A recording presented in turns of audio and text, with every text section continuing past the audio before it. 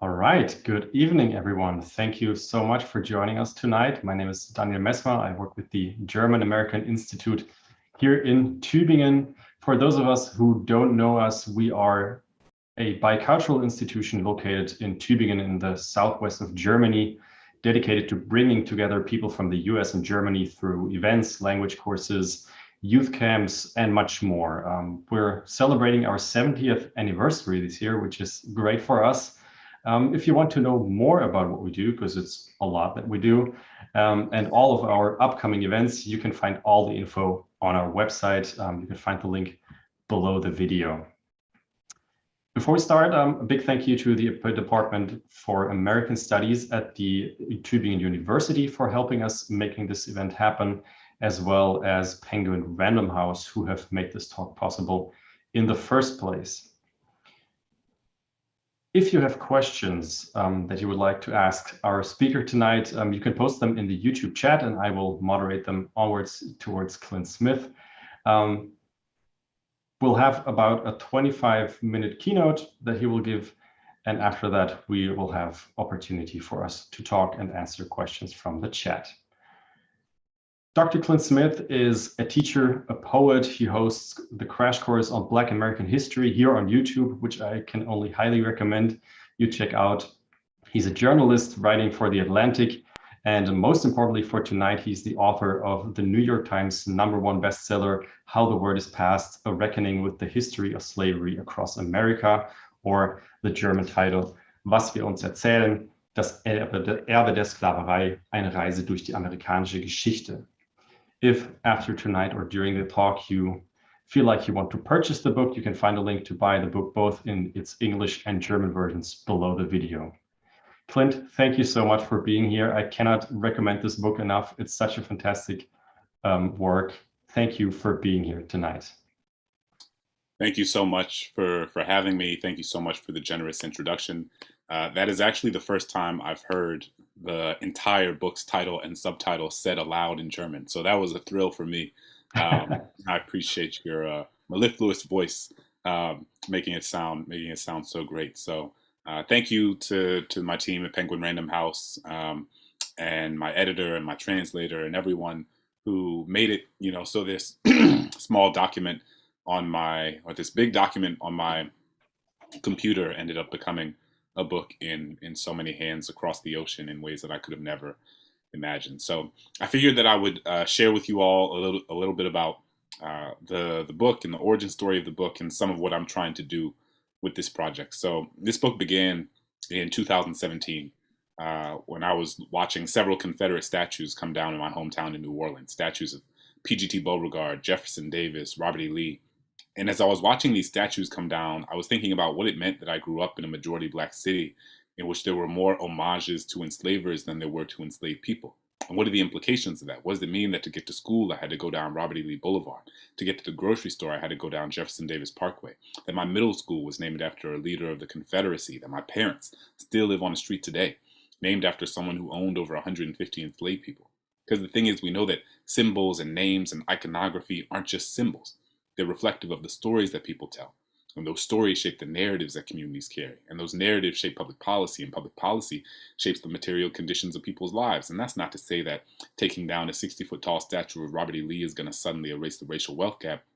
But it does help us recognize the ecosystem of ideas and narratives and stories that give us insight and context as to what has happened throughout American history and give us better information with which to understand the ways that certain communities have been specifically and intentionally harmed and targeted throughout American history. So I was walking around my hometown in New Orleans and thinking about what it meant that I grew up in a city where that had once been the largest and busiest slave market in the United States, at the mouth of the Mississippi River. And recognizing that I had such a little understanding of this period of time and did not understand this period of time or the history of slavery in New Orleans in any way that was commensurate with the impact that it had on that city, with the impact that it had on my state, with the impact that it had on my country. And so I started looking around and I was thinking about a book written by one of my old professors historian Walter Johnson wrote a remarkable book called Soul by Soul about the history of the slave trade in New Orleans. And in it, one of the things that he says is, of New Orleans, he says, the whole city is a memorial to slavery. It's in the roads enslaved people paved. It's in the buildings enslaved people constructed. It's in the levees enslaved people built. It's in the soil enslaved people are buried in.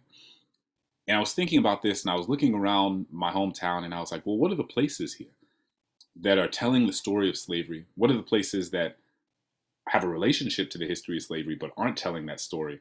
And what are the places doing something in between? And so I started looking around for the people, the tour guides and the activists and the docents and the museums and the monuments and the memorials. What are the places where this story was being told, and what are the places where it wasn't? I sort of began to open that up across the entire country, right? I began wondering, what are the different historical sites across the country, and in what ways that have a relationship to slavery, and what are the ways that they are reckoning with or failing to reckon with their own relationship to this history. So one of the first places that I go in the book is a place called Monticello.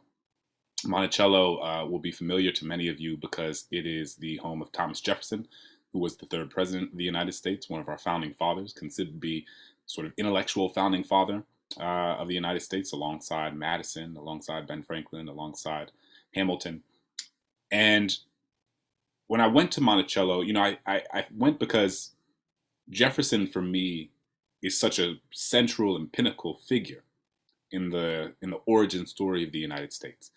And he also is, in and of himself, he's sort of emblematic of a larger set of sensibilities that exist within the United States, which is to say, America is a place that has provided unparalleled, unimaginable opportunities for millions of people across generations in ways that their own ancestors could have simply never imagined.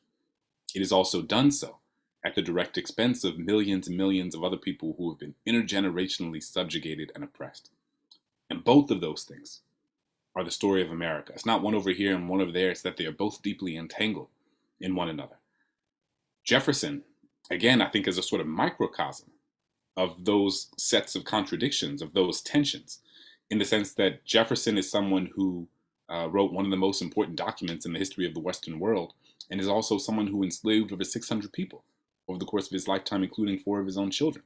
He is someone who wrote in the Declaration of Independence that all men are created equal, and wrote in Notes on the State of Virginia that Black people are inherently inferior to whites in both endowments of body and mind. He said that the slave was incapable of love.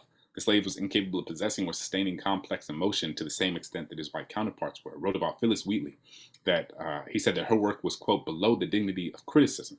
Phyllis Wheatley is the first Black woman to publish a book in the United States. It's kind of the foremother of African-American letters. And he said her work was below the dignity of criticism, that it wasn't even worth engaging with in terms of on the grounds of it being art, because he did not believe that Black people were capable of possessing or sustaining the complex emotion necessary in order to create art, because he said that love is the estrum of the poet, as he put it, which is to say that he thought that in order to create art, one had to ascend toward an emotional space in which they could sit with the emotional texture of what love was.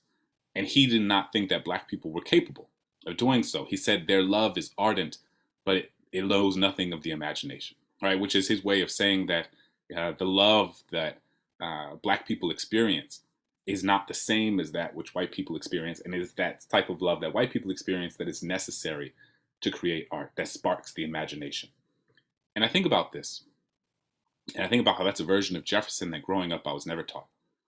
And I think again about how Jefferson is a microcosm for the ways that for so long we were committed to this idea of American exceptionalism without wrestling with all that makes us unexceptional, or perhaps exceptional in ways that are unsavory rather than ways that we should be proud of.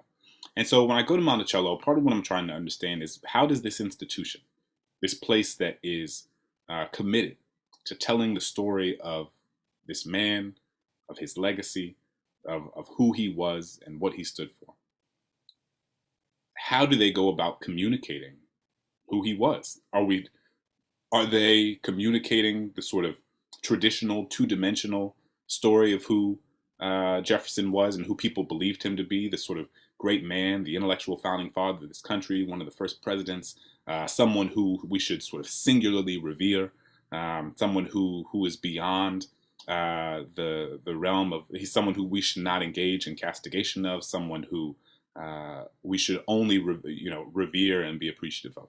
Or are we going to wrestle with the totality of who Jefferson was? Are we going to wrestle with, while Jefferson was a scientist, a philosopher, a statesman, a president, a governor, an intellectual, he was also an enslaver, and that his identity as an enslaver was what made possible these other parts of his identity, these other parts of who he was. And so when I go to Monticello, I go on this tour. Monticello has a variety of different tours, and one of them is the Slavery at Monticello tour, which focuses specifically on the life of enslaved people at Monticello. And I go on this tour, and it's led by a guy named David Thorson. And David gives this sort of 45-minute, hour-long masterclass about a lot of what I just laid out, and the sort of cognitive dissonance and the moral inconsistencies of Jefferson's intellectual project, the way that Jefferson wrote one thing in one letter and another thing in one letter, how he knew slavery was wrong, right? He wrote extensively about how he knew slavery was wrong and yet continued to enslave people throughout his entire life, and then upon his death had enslaved, hundreds of enslaved families separated to pay off his debts, which is one of the most horrific parts of the institution of slavery, is the separation of families, something that happened to millions of people throughout the history of the United States during this period. And so David is outlining these moral inconsistencies. And I'm watching these two women, Donna and Grace, these two older white women. And as David is talking, their faces are wilting, their mouths sort of hang agape. They're clearly unsettled by what they're hearing. They're clearly unnerved. And I go up to them after and I ask Donna, I was like, I'd love to hear a little bit about how you experienced some of what David was talking about in his presentation. And she turned to me and she was just like, man, he really took the shine off the guy. She's like, I had no idea Jefferson owned slaves. I had no idea Monticello was a plantation. Mind you, these are folks who bought plane tickets, rented cars, got hotel rooms, who came to this site as a sort of pilgrimage to see the home of one of our founding fathers, and yet had no idea that he was an enslaver, had no idea who Sally Hemings was, right? Sally Hemings being the woman who Jefferson had a 40-year-long sexual relationship with. She gave birth to several of his children, 4 of whom lived into adulthood. And yet these ideas weren't at all present in the minds of these two women. And for me, that was such an important moment in the beginning of writing this book, because it helped me understand that for so many millions of people across this country, they don't understand the history of slavery in any way that's commensurate with the impact that it left on this country. And it gave me insight into how I wanted to write this book. And that in order to write this book the way that I wanted to, in order to capture the heterogeneity of public memory, how different people across different places throughout the United States make sense of our history in profoundly different ways. And if in an effort to try to capture how that happens and why that is, I had to talk to people who were going to these places, who were going to these historical sites. And these historical sites are in so many ways the front lines of the sort of historical battles that we have happening here in the United States, where you have people who are attempting to deny empirical evidence, people who are attempting to push aside primary source documents that demonstrate, what American history was and what American history wasn't.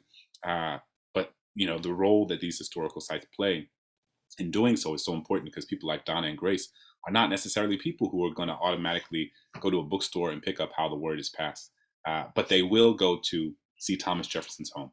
And at a place like that, those institutions have a unique opportunity to push and to challenge these visitors in order to make it so that when they leave, they are not simply thinking of Jefferson and other founders in the way that they might have been thinking about them when they arrived, but that their conception of these people was challenged and rendered more complex, more nuanced, more thoughtful, more honest, and that they are wrestling with the totality of who someone like Jefferson is, so that they can wrestle with the totality of what the United States is, right? And not understand Jefferson or by proxy the United States as sort of singular goods, but as places that have complicated places and people that have complicated histories. One of the other places that I go is Angola Prison. Angola is in Louisiana. It is the largest maximum security prison in the country. 18,000 acres wide, bigger than the island of Manhattan. It's a place where 75% of the people held there are Black men. Over 70% of them are serving life sentences. And it's built on top of a former plantation. And what I tell people is if you were to go to Germany, and you had the largest maximum security prison there in Germany,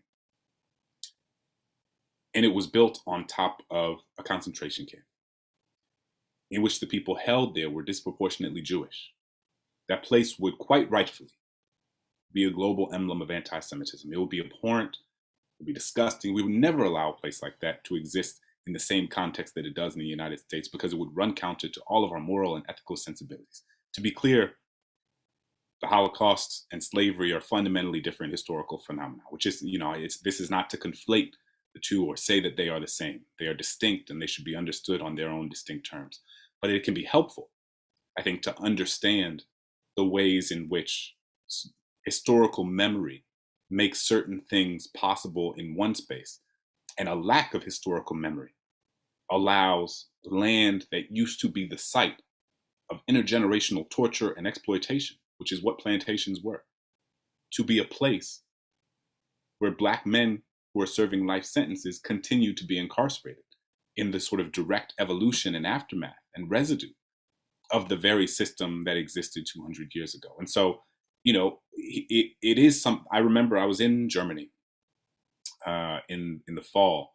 I was in Berlin and I was traveling to all these different places. I went to the Topography of Terror Museum. I went to the House of the Wannsee Conference Museum. I went to the Gleich 17 train depot. I went to the memorial to the murdered Jews of Europe. I went to all of these different sites to try to get a sense of how Germany, how your home tells the story of what happened. And what I found, I remember standing in a concentration camp and, this sort of vast, haunting expanse of gray land, and imagining what it would be like if on that land someone built a prison. And in that prison, the vast majority of the people held there were Jewish. I couldn't even finish the thought exercise because it was so viscerally upsetting to me, because it felt so unfathomable that it would happen in the way that it happens here. And I bring this up and say this because what does it mean that in the United States, on a former site of intergenerational torture and exploitation, you have thousands of men, thousands of Black men who are serving life sentences, who are made to pick crops for pennies on the hour, for cents, while someone watches over them on horseback with a gun over their shoulder? And what does it mean that that place has a gift shop, right? And in this gift shop, in front of the prison, you can buy coffee mugs and shot glasses and baseball caps and sweatshirts and all sorts of, and stuffed animals dressed in prison garb. And on one of the coffee mugs, you can buy, it has the image of a watchtower. And above and below the watchtower, it reads, Angola, a gated community, as if to make a mockery of, or to belittle the experiences of the thousands of people, the tens of thousands of people across generations who have been incarcerated there. And I went there with a guy named Norris Henderson. Norris is someone who spent 30 years incarcerated in Angola. And Norris was on the bus with me as we were leaving. And as we were leaving our tour, I was looking through the window, and Norris was as well. And we saw these men who were working in the field in the distance. And we saw them lifting their garden hose into the air and digging them into the earth, lifting their shovels into the air and digging them into the earth, lifting their rakes into the air and digging them into the earth. And Norris looked at the men, he looked at me, he looked at the men, he looked at me. There was a guard standing watch over them on a horse with a gun across his shoulder. And Norris sort of opened his hands up, and he was like, his hands had these calluses on them from all these years he spent working in the fields at Angola. And he said, Clint, I can't begin to explain to you what it felt like to work in fields, picking cotton for 7 cents an hour, and wondering if these are the same fields my ancestors picked cotton in 200 years ago. Right? So for the people who are incarcerated in Angola, this history is not an abstraction. It's not a metaphor. It is not an intellectual exercise. This is in their bodies. It is in their skin. It is in their bones. It is in their blood. They experience literal sort of manifestation of this history. It says, the scholar Saidiya Hartman talks about the afterlife of slavery, how the remnants and the residue of this history shapes and animates the landscape of our contemporary systems. It shapes our political, social, and economic systems. It is, and perhaps most directly, continues to shape our carceral systems and our carceral infrastructure. And so, when I'm at Angola, part of what I'm thinking about is, what are the ways that a history of white supremacy not only enacts physical violence against people's bodies, but also collectively numbs us as Americans to certain types of violence that in another global context would so clearly be unacceptable. Another place that I go is the Blandford Cemetery. Blandford Cemetery is one of the largest Confederate cemeteries in the country. It's where the remains of 30,000 Confederate soldiers are buried. And I went there during the Sons of Confederate Veterans Memorial Day celebration. For those who might not be familiar, the Sons of Confederate Veterans are a group of people who conduct reenactments. They dress up as former Confederate soldiers. They replay different battles during the war. They are all of them are the descendants of people who fought for the Confederacy, and they're the counterpart for, or not their counterpart, but the equal organization on the other side is the United Daughters of the Confederacy. And so you have the Sons of Confederate Veterans, the United Daughters of the Confederacy, and all of them were here for this Memorial Day celebration a few years ago. And so, as you can imagine, I was a pretty conspicuous presence at such an event. And the thing, that I always will remember is that I had a conversation with a guy named Jeff. And Jeff was someone who had a long salt and pepper ponytail. He had a handlebar mustache. He had a round belly. He had a biker vest with Confederate patches and paraphernalia all over it. And he was telling me this story about how his grandfather used to bring him to this cemetery. And there was this beautiful white gazebo at the center of the cemetery. His grandfather would sing songs. They would sing the old Dixie anthem. His grandfather would tell him stories of the brave men who were buried here. How these men, they didn't fight a war for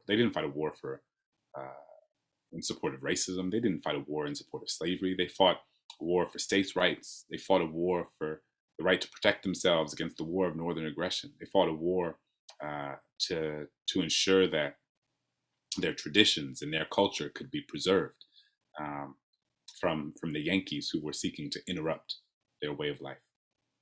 And they would tell me about how when his grandfather was telling him these stories, they would watch the sun set beyond the trees and watch as the sky turned from blue to yellow to purple to orange to black. How they would watch the fireflies come out of the forest and hop from one tombstone to the next. How they would watch deer come and scamper around the cemetery, grazing on the grass. These deeply sentimental, very emotional memories. And Jeff also told me about how how now he brings his granddaughters to that same cemetery. And he sings the same songs to his granddaughters that his grandfather sang to him. He tells the same stories to his granddaughters that his grandfather told to him. And so the thing is, if I were to go to Jeff, I say, Jeff, I know your grandfather told you that racism and the desire to perpetuate and maintain slavery had nothing to do with secession and the Civil War. If I were to go to him and say that, well, all you have to do, Jeff, is look at the Declarations of Confederate Secession in 1861, where all of these different states were talking about, wrote out explicitly why they were leaving and why they were seceding from the Union. For example, a state like Mississippi in 1861 says, "Our position is thoroughly identified with the institution of slavery, the greatest material interest in the world." So they're not vague about why they're seceding. They're quite clear about it. Alexander Stephens, the vice president of the Confederacy, writes explicitly in his famous Cornerstone speech in 1861, rather his infamous Cornerstone speech in 1861, and says that no other nation on earth had been founded upon the great principle that the black man was inferior to the white man, and that was the sort of grounding principle. It was the cornerstone upon which this new nation would be built, that white people had the right to enslave black people in perpetuity because that was their natural state. So there is no shortage of evidence from that moment, from that time, primary source, contemporaneous evidence that demonstrates why the Confederacy fought for what they did. But if Jeff is to accept that information, he would have to accept that his grandfather was lying to him. If he accepts that his grandfather was lying to him, it threatens to disintegrate the foundation upon which their very relationship is built. If that relationship begins to disintegrate, it not only becomes a need to do a sort of historical reassessment for Jeff, it becomes an existential crisis. It is a threat to his sense of self, his sense of identity. It calls into question so many of the stories that he has been told throughout his life, so many of the people who he loves, the community he comes from, the lineage he is a part of. And part of what it taught me is that for so many people, history is not about primary source documents or empirical evidence. It's a story that they're told. And it's a story that they tell. It's an heirloom that's passed down across generations. It's something where loyalty takes precedence over truth. And I think that we see here in the United States, as many of you might know, we are struggling with our own version of that today, where you have people who are fearful of the new ways that we are talking about our history, the more honest, the more nuanced ways that we are engaging with our history and talking about all the things that we've done well, but all the things that we should be ashamed of and rightfully ashamed of. But that is not the story that many people want to tell about this country. And as a result, you have efforts across state legislatures, across school boards, who are attempting to prevent teachers from teaching the very history that explains why our society looks the way that it does today, who are banning books like mine in different states and different schools across the country, because they are fearful of what wrestling with a more honest and complicated version of American history might mean for their sense of self, for their sense of identity, and for the sort of distribution of resources as they are currently allotted, and what might be the moral necessities to think about in terms of a redistribution of wealth and opportunity. The last place I'll talk about is I went to the National Museum of African American History and Culture with my grandparents. My grandfather born in 1930, Jim Crow, Mississippi. My grandmother born in 1939, Jim Crow, Florida. We're walking through the museums, this museum in Washington, D.C., remarkable museum. If any of you get to Washington, D.C., I can't recommend it enough. And we're walking through the National Museum of African American History and Culture. And I'm pushing my grandfather in his wheelchair, and my grandmother's walking a few paces ahead of us. And I'm watching my grandparents watch and observe the different exhibits in this museum. And I have this moment where I realize that so much of the history that is documented in this museum are things that they experienced firsthand. That so much of the violence that exists in this museum, that's documented in this museum, are things that they are intimately proximate to. I think about the woman who opened the National Museum of African American History and Culture in 2016 was a woman named Ruth Bonner. And Ruth Bonner sort of rang the bell to signal the opening of this museum alongside the Obama family. She was the daughter of an enslaved person, not the granddaughter, not the great-granddaughter. She was the daughter of someone who had been born into slavery. My grandfather's grandfather was enslaved. So I think about my 4-year-old son sitting on my grandfather's lap. And I imagine my grandfather sitting on his grandfather's lap. And I'm reminded that this history we tell ourselves was a long time ago just wasn't that long ago at all. Slavery existed in this country for 250 years, or the British colonies would become this country. And then this country for 250 years, and has only not existed for a little over 150. So you have an institution that existed in this country for a century longer than it hasn't. An institution in which there are people who are still alive today, who knew, who loved, who were raised by people who were born into bondage. And so this idea that some might suggest that this history has nothing to do with the contemporary landscape of inequality, that this history was in the past and we need to get past it. People need to stop complaining. People need to stop bringing it up. All of that is revealed to be profoundly morally and intellectually disingenuous. Because it wasn't that long ago. We are still being touched by the sort of the branches, the tentacles of that history in profound ways. And this is, this is why I think often, and have been more recently writing and thinking about what's going on in Germany. And what does it mean that we are, now sort of 80 years removed from the horror that was the Holocaust? And what are the implications of Holocaust survivors over the next 10, 15 years, all passing away? And how will that memory be preserved? How will we remember and account for what was done? What will our connection to that past be? I think about that all the time in relationship to slavery. I think about that all the time in the context of Jim Crow here in the United States, that now we have people who lived through, we have so many people who were leaders of and who were part of the civil rights movement who are now dying, who are now passing away. And what does that mean? What does it mean for how we preserve that memory and how we don't lose touch with what actually happened? But these are some of the questions I'm thinking about in the book. These are some of the places I visit. And ultimately what I want people to leave the book with is just not only a sense of our collective temporal proximity or our collective physical proximity to this history in the United States, how the scars of slavery are etched into the landscape all around us, but also a sense of our temporal proximity to this history, right? How this, despite what people say, this wasn't that long ago. It simply was not that long ago at all. And if we fall into the trap of thinking that it was a long time ago, then we will fail to account for and repair the harm done by this history, which we are still living with today. So thank you all so much. And I'm excited to be in conversation and hear some of your questions. Thank you so much for that introduction to your book. Maybe jumping right into the questions. One thing that you talk about, I think you even mentioned it in the prologue of the book, is people's willingness to talk about slavery and racism in general, because over the course of your travels across the country, you met people who were more willing or less willing to even discuss the history of slavery at all. Why do you think that is, that so many people are unwilling to even consider their own history or the history of their nation? I think that people don't want to feel complicit. I think that people don't want to feel as if they or someone in their family has done something wrong.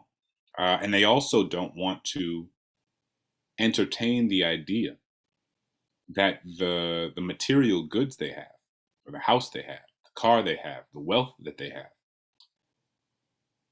exist at the expense of someone else, right? Because then it kind of runs counter to the American narrative of meritocracy. That the reason some people have things and some people don't is because some people have worked hard for them and some people haven't. Some people deserve them and some people don't. And I think that when you complicate that idea and when you push people to recognize that but for the arbitrary nature of birth and circumstance, your life could have very easily ended up on a different trajectory than it has. That's unsettling for people because it doesn't allow them to tell a story about themselves that centers their own hard work or their own family's intergenerational hard work. And because so much of who we are is based on the stories we tell ourselves about ourselves and the stories we tell ourselves about our family and who we are and what we're part of, that's a hard thing for people to let go of. And so I think slavery, being one of the most horrific things this country has ever done, probably the most horrific alongside indigenous genocide, is something that represents the pinnacle of a sort of evil and capitalist exploitation that people today don't want to feel a part of, even when they are.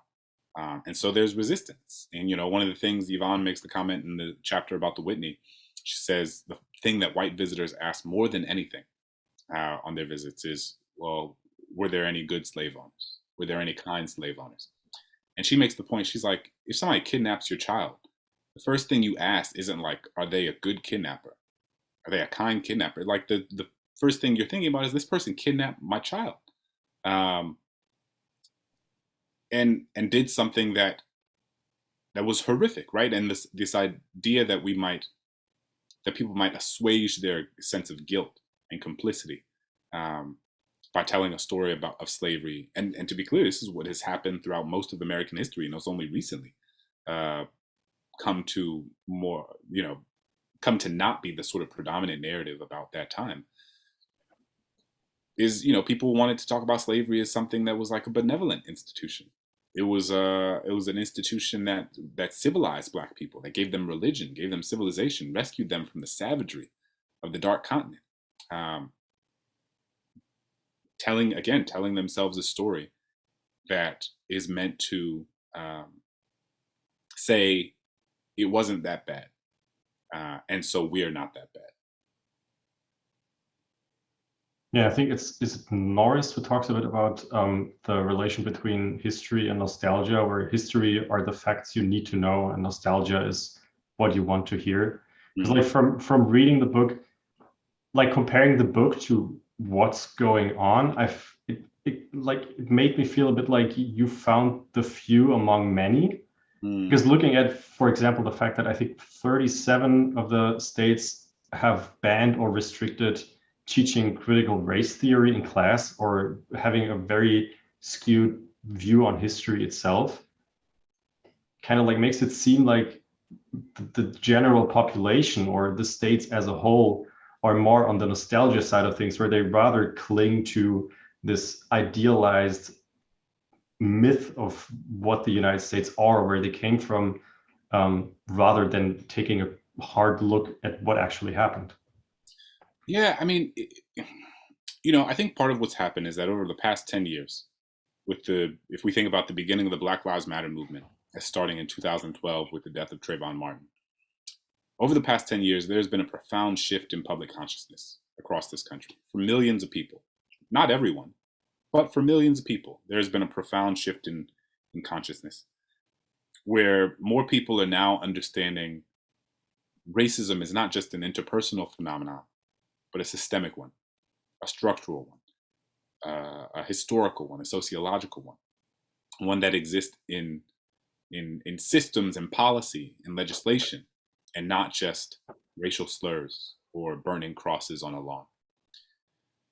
And as a result, you have more people who are telling, as I kind of mentioned before, a more complex, nuanced story of this country, a more honest story of this country.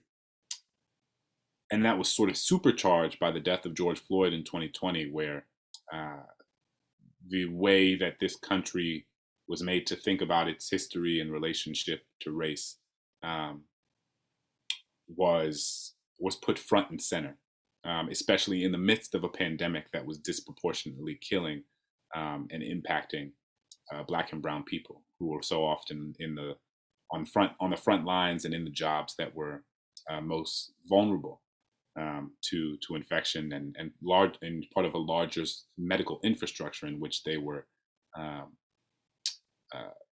underserved and failed by the sort of health infrastructure of this country. And so all of those things came together. And what happens is that any time throughout history that there is an intense push for Black civil rights, Black political rights, there's an intense pushback. So we had the sort of turbocharged moment of George Floyd that got more people in this country to think in more complex terms about this country's history.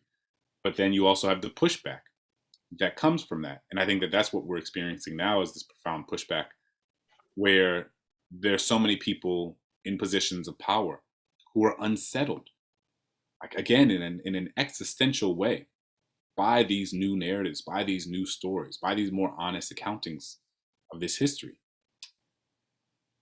and are doing everything they can, like in a state-sanctioned way, like across state legislatures, to prevent this new story from taking hold. And the way that they're attempting to do so is to basically attempting to scare teachers from even touching this subject matter, right? It's meant to create a chilling effect. And I've spoken to teachers for whom that works, because this is their job. This is their livelihood. These are people who want to be able to need that check so they can feed their own families.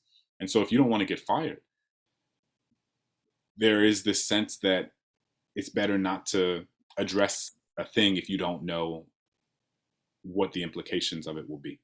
So we're undoubtedly in a really unsettling and precarious moment, and this is all happening in the midst of a moment that, you know, in which the very foundation of democracy in the United States uh, is similarly in a precarious position, where we are unsure of what's going to happen, you know, later this year. We're unsure of what's going to happen in 2024 and what sort of implications that might have for this country and for the world. So I think all of these things, sort of confluence of all these things coming together, makes it a really makes it a pretty profound inflection point in our country's history. Yeah. Another passage that really made me angry while reading it was when you talked about the pig laws, and like how after post-Civil War abolition, instead of enslaving people by enslaving them, the people in power implemented laws that allowed them to incarcerate them very easily and then get paid by the state to sell them to do the work that they were doing before, except it was now completely legal. So they just slapped a new coat of paint on it, called it something else, but it essentially did the same thing. And then looking at it, it feels like there is a red line going from there straight to today, to 2022, where there is still disproportionately many Black people incarcerated in the United States, with, on average, a lot higher sentences for the same offenses. Where do you see this going? How is this possible when there's so much more debate about it? I think that the truth is that that an understanding of the relationship between slavery and incarceration, and specifically, as you kind of said, what historians will call neo-slavery, which is, you know, or as Douglas Blackman puts it in his book, Slavery by Another Name, which in those years after emancipation, and after the end of the Civil War in 1865, these states created new mechanisms through which to essentially re-enslave Black people. But, you know, the thing is, in some ways, convict leasing, as it's known, was even more dangerous than slavery. What made it more dangerous was in part because the labor was so cheap that so many of these places that hired them out, that rented them out, just worked them to death. I mean, so if you have an enslaved property, that is an economic investment that you want to maintain. You want to keep you will work them to the bone, most certainly, but most of the times people also wanted to keep them alive. Whereas with convict leasing, the lifespans of the men who were subjected to convict leasing were so much shorter because there was no incentive for these folks to keep them alive. They didn't belong to them. And if they died, they could just get a new other cheap labor from the state rented out to them. And so it was a really, really horrific time. And, you know, this is the sort of beginning of the surveillance state and the carceral state becoming sort of omnipresent threats to Black Americans, who, as you said, you know, through pig laws or through vagrancy laws, essentially laws that were made up by these states in order to bring people back into a status of servitude, and in this way, just through incarceration. But, you know, I guess the short answer to your question is so many people just don't know, right? Like there has been an intentional effort to prevent this history from being a part of our classroom discussions, from being in our textbooks. And it is only recently, really in the past decade, that we have begun moving toward a set of pedagogical lessons and professional developments and syllabi and lesson plans that include this type of history. But now, because that has been included in more classrooms, there's also more pushback. So we're constantly in this sort of like, you know, 3 steps forward, 2 steps back, 2 steps forward, 3 steps back, sort of dance. And you know, people often cite the, Dr. King and his arc of the moral universe bending toward justice. It really bends in an uneven way, right? And it sort of zigzags and goes back and goes forward and goes up and goes down. And it has to be pushed and it has to be pulled. And so part of what I hope this book can do, one small role that it can play, is help give people the history and give people the language and the information with which to understand a little bit more about why our society looks the way that it does today. Like, why does that racial inequality is not something that simply popped up, or is not the result of cultural deficits or biological or genetic discrepancies, or it is the result of decades and decades of public policy and centuries of public policy, centuries of laws that have taken resources out of certain communities and allotted them to others. And those are the terms upon which we have to understand our contemporary, the inequality that exists in our country today. And I think going back to what you said earlier about there being an effort to silence or to hinder that discussion, I think what a lot of people don't realize is that most of what you could use for the book or for discussing or considering history of the history of slavery in general is oral history, right? Because most of the enslaved people, they weren't able to read or write. So a lot of what has been passed down is oral history. Does that make your work more difficult? Because there's less, like material, or there's a lot of material evidence, but a lot less firsthand accounts that are written down on paper that you can show someone and tell them, look, this is what person XYZ wrote down. Because I feel like oral history, similarly to the relation between history and nostalgia, oral history could, by people who are unwilling to deal with it, easily be deflected as hearsay, Yeah, I think that it's absolutely a part of the issue. I mean, and I think for that century after the end of the Civil War, from 1865 to 1965, the middle of the Civil Rights Movement, though the stories about slavery that were predominant were those stories told by enslavers, in part because those were the letters that we had. Those were the documents that we had. Those are the people who kept records. Those are people who were literate, right? And could read and write. But as many people know, Black people were intentionally prevented from learning how to read and write by law because of the threat that might represent to the social order. And so you have an entire, you have millions of people who never learned how to read and write, who are unable to, with the exception of a few circumstances, write their story down.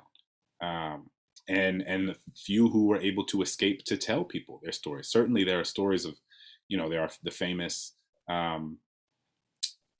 abolitionist narratives of formerly enslaved people like Olaudah Equiano and Frederick Douglass and Harriet Jacobs and others. But those stories, those stories are incredibly important, but they are not necessarily reflective of the experiences of your average, ordinary enslaved person. Like Frederick Douglass is one of the most remarkable people that this universe has ever made. And so reading the narrative of the life of Frederick Douglass is incredibly important and incredibly helpful. It also will not give you insight into what life was like for an illiterate enslaved person in Louisiana or Alabama or somewhere in the deep South, where the manifestations of slavery were often very different than they were in the border states like Maryland, where Frederick Douglass was held. And so I think that we both look at these, more famous texts like Douglass's memoir and hold it up for the value that it has, which is an enormous value. But we also have to look at things like the Federal Writers Project narratives, which I talk about in the book, which are these a little over 2,300 narratives and interviews done with formerly enslaved people in the 1930s, between 1936 and 1938, by the federal government here in the United States as part of Roosevelt's New Deal. which aimed at getting the stories of enslaved people who by this time were elderly before they passed away. And these documents have their limitations. These documents are often suffuse with the biases and stereotypes that are projected by the white interviewees or the white interviewers, but they can still be valuable and helpful in giving us insight into what the experiences of everyday enslaved people were like. But even with those, thousands of interviews, that's our understanding of it is very limited, because that is only giving us the perspectives of people who were children during slavery at the end of the Civil War. And so we have very little to have a sense of what slavery was like for people in the 17th, 18th, and even early 19th century, in which slavery often looked very different than it did today. So historians use all sorts of documents to piece that together, and sort of are historical detectives to try to put together the puzzle pieces of this period of time, so that we all might better understand it. Okay, thank you. Maybe moving into some questions that were sent in. We have a couple of those. Thank you for this insightful keynote. In this shift of consciousness that's been taking place in American society over the last decade or so, what role does Black culture play, in your opinion? I think that, part of what is served as a catalyst to this shift in many ways is art and music and literature and film, right? It is, films and television series like Barry Jenkins' Underground Railroad. It is incredible books like Yad Jesse's novels like Yad Jesse's Homegoing, or Honore Jeffers' The Love Songs of W.E.B. Du Bois, or Robert Jones Jr.'s The Prophets. These recent novels about the history of slavery that really paint nuanced, complicated, tender pictures of the life of enslaved people. It is it is documentaries that are being made. It is things like the 1619 Project, the book behind me, the famous New York Times project, that got a lot of controversy, but also was incredibly important in shifting public consciousness. So I think Black culture, in all of its manifestations, and Black art has always been in service of a larger sort of liberatory project, which is not to say that all Black artists have to make work that is singularly about the injustice that they experience. I think part of what's important is that you have Black people who make art about the expansiveness of what it means to be Black. That's why it's important to have people like Issa Rae, who make shows about just like Black 20 and 30 somethings living their lives in Los Angeles. That's why it's important to have, all sorts of shows. Like I have a 5-year-old and a 3-year-old, and in their library, we have the books about, the children's books about Harriet Tubman, and the children's books about Frederick Douglass, and the children's books about Martin Luther King and Malcolm X and Rosa Parks. We also have the books about the little Black girl who wants to be a rocket scientist, and the little Black boy who wants to be a dinosaur, and the little Black child who wants to become a mermaid, right? All of these things that make it so that our young people specifically don't fall into the trap of thinking that Black history is solely defined by the oppression and violence we have experienced. And so I think the role of Black art and culture is to make sure that it speaks to, both takes seriously that history, but also speaks to the sort of expansiveness and diversity and heterogeneity of what it means to be a Black person in America today. Thank you. Another question that came in, Arkansas Senator Tom Cotton insists that teaching slavery to kids is racially divisive, implying that it is education on slavery that awakens racial consciousness in kids. What is your response to this? I think it's silly, and I think it's disingenuous. Slavery, like I said, slavery existed in this country for a century longer than it hasn't. It was in so many ways, the sort of central organizing mechanism for the economic, political, and social order of the United States for far longer than it has not been. The idea that we would not talk about that period of history just runs counter to any like intellectually or morally rigorous standards that I think most of us believe in.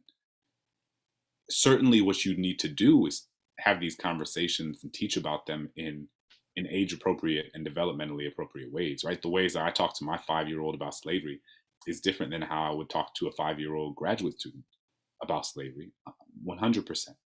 But that doesn't mean you don't have the conversation. It's the same way that the way you talk about climate change to a 5-year-old is different than how you talk about it to a 25 or 35-year-old, right? Because there are different there are different ways to communicate something to someone without overwhelming them. And I think that slavery is the same thing. You know, when I talk to my children are the descendants of enslaved people. And that is essential for them to know. It is essential to know what was done to people. And it is essential to know that, like, you know, the way my wife and I often frame it is like, a lot of times humans make really terrible mistakes and they do things to people that they shouldn't have. And part of what we do when we make mistakes is we try to learn from them. And part of what we are trying to do when we realize that, you know, there are people who made other people come over on ships against their will and work for them for no pay. And they treated them terribly. And they separated the moms and their kids from one another. That's a horrible mistake. It's a horrible thing people did. And we have to, and that's important for us to know so that people don't make those sorts of mistakes again. You frame it that's the same thing we talk about when they spill their cup, right? When they spill juice on the floor, or when they, you know, have an accident. It's a mistake. And let's learn about this so that we don't make these mistakes again. You know, so again, I think that there's good teachers can do that really well because they know what the developmentally appropriate engagement on that front looks like. But yeah, the idea that we shouldn't talk about it at all is absurd. Speaking of learning from your mistakes, there is a question that fits with that quite good. Daily Show host Trevor Noah, whose book Born a Crime tells his story of growing up as a mixed-race child in the apartheid in South Africa, said that matters related to slavery are polarizing, with many conservatives arguing that reparations are not feasible or that too much time has passed. In your opinion, would reparations be a step in the right direction, and what could those reparations look like? So I haven't seen the the clip on the Daily Show being referred to. Generally, I find Trevor to be a very thoughtful person on these matters, even when I do disagree with him. I think reparations are absolutely necessary. Again, because you cannot have it so that you prevented an entire demographic of people for millions of years from having access to the very mechanisms of upward mobility that were the catalysts to social and upward economic mobility for millions of other people. And then somehow expect those people to reach the same, a certain level of equity with the aforementioned group without specific targeted assistance, right? I think all the time about, even beyond the context of slavery, right? So if you think about slavery, what's true is that in 1860, the 4 million enslaved Africans, the 4 million enslaved Black people were worth more than every bank, factory, and railroad combined, right? For 4 million Black people in the US on the eve of the Civil War were worth more than all of the manufacturing in this country combined. The reason the United States exists as a global economic superpower today is inextricably linked to the exploitation of Black people that it engaged in over the course of centuries. Even if you go beyond slavery, you think about the New Deal. The New Deal, which is our sort of famous piece of legislation, our series of legislative acts from the 1930s in the early 20th century, where FDR signs all these legislative acts that are meant to help people following the Great Depression. And they are the great catalyst to upward mobility. And what, the story that you're told about the New Deal is that millions of people across generations were able to attain access to the middle class in ways that they had never before been able to, right? That lifted millions of people out of poverty, that it gave people access to the material manifestations of the American dream. And in many ways, that's true. What's also true is that Black people, specifically Black people in the South, where the majority of Black people were in the early 20th century, were specifically prevented by the legislatures of those states from having access to Social Security, minimum wage protection, housing mortgages, healthcare, GI Bill, union membership, all of the things that are responsible for the upward mobility that millions of white people experience. But you prevented Black people from having access to the very thing that is responsible for that mobility. And so you give access to the greatest source of capital and the greatest catalyst of upward mobility to one group of people. And you very intentionally don't give it to another group of people. And then people want to act surprised generations later when there are disparate outcomes along the lines that these resources were allotted. So, the idea that we would not recognize that and then specifically make amends for that harm that was done feels silly to me. I mean, I think that there are ways to do it that are thoughtful. But part of what reparations demands is not only a material intervention, but it also demands an educational intervention, a sort of historical intervention, right? And part of what we need to do is make sure that more and more people understand the history that made it so that such reparations would need to be in place in the first place.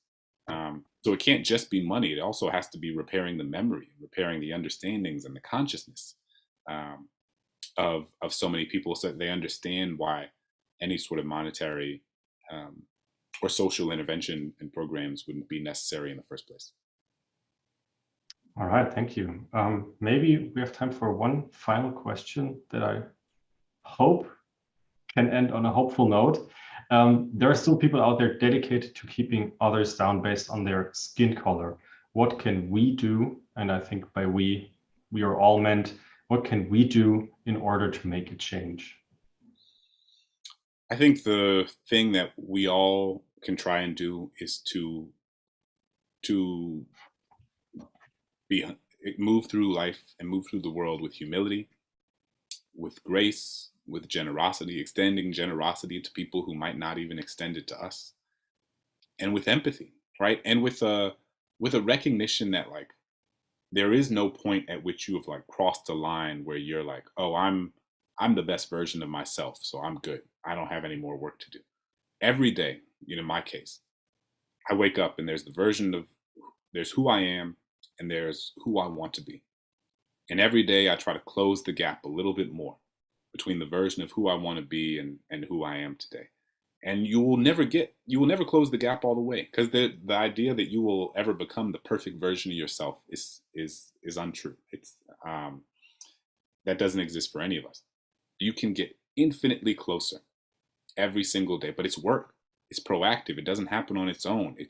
It's through educating yourself. It's through practicing and expanding your empathic muscles. It's through a recognition that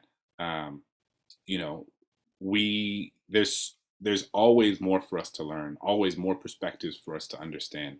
And I think if we move through life with generosity, humility, and empathy, and wake up every day trying to be just a little bit better than we were before, that becomes contagious, and it makes communities and countries and the world ultimately a better place for all of us to be.